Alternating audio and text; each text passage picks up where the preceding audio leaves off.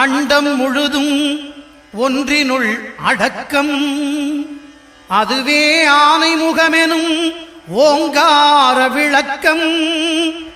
சுழலும் கோள்கள் அவன் சொல் கேட்கும். அவனை தொழுதால் போதும் நல்லதே நடக்கும். ஆனை முகனை தொழுதால் நவக்கிரகங்களும் மகிழும். நல்லதே நடக்கும், நல்லதே நடக்கும்.